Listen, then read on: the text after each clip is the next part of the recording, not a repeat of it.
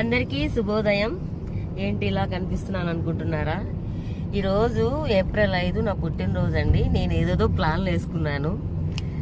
రాత్రికి రాత్రి మొత్తం చేంజ్. ఆఫ్టర్ 10 తర్వాత ఆ చేంజ్ చేసిన వ్యక్తి మన యమునా పాఠక్ గారు. మన అందరికి అభిమానం.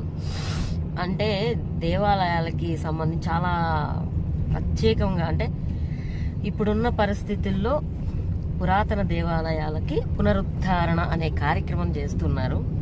మరి ఇది ఏ విషయంలో తీసుకెళ్తున్నారో కూడా తెలియదు. వాస్తవంగా నన్ను కిడ్నాప్ చేస్తున్నారు. ఉదయం పుట్టినరోజు నాడు కిడ్నాప్ చేస్తున్న యమునా పాఠక్ గారిని నేను ట్యాగ్ లైన్ కూడా పెట్టుకోవచ్చు. ప్రస్తుతం ఎక్కడ తీసుకెళ్తున్నారు ఏంటనేది కూడా ఏమీ తెలియదు. తీసుకెళ్తున్నారు, వెళ్ళిపోతున్నాను అంతే.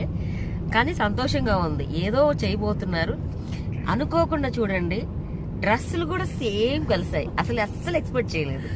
ఎవరైనా చూస్తే ఏంటి ఏదో అనుకుని వీళ్ళు వేసుకున్నారు అనుకుంటారు, కానీ ఏం కాదండి. అట్లా మొదలైంది అవినాభావ సంబంధం. నిజంగానే ఈరోజు ఉదయమే 6 గంటల నుంచి జర్నీ స్టార్ట్ అయిపోయింది. ఇలాగా ఇప్పుడు ఎక్కడికి తీసుకెళ్తారో ఏం చేస్తారో ఏమీ తెలీదు. వచ్చేంత వరకు ఆ తర్వాత అయితే చెప్తాను. అప్పటి వరకు అయితే వెయిట్ చేయాల్సిందే. సో ఈ రోజు పుట్టినరోజు నాడు నా జర్నీ ఇలా. అమ్మయ్య, ధన్యవాదాలు, చాలా సంతోషం. కృష్ణం వందే జగద్గురు అంటే ప్రస్తుతానికి అయితే నాకు ఇక్కడో ఇంటి కొడుతుంది. అంటే కృష్ణ దేవాలయం అయి ఉండొచ్చేమో, అంతేనండి. అమ్మో, ఒక హింట్ ఇచ్చేశారు. సో అయితే అక్కడ చూద్దాం. ఇప్పుడు అక్కడికి వెళ్ళిన తర్వాత అక్కడ ఏం జరగబోతుందో చూద్దాం. అంతవరకు నమస్తే, జై హింద్.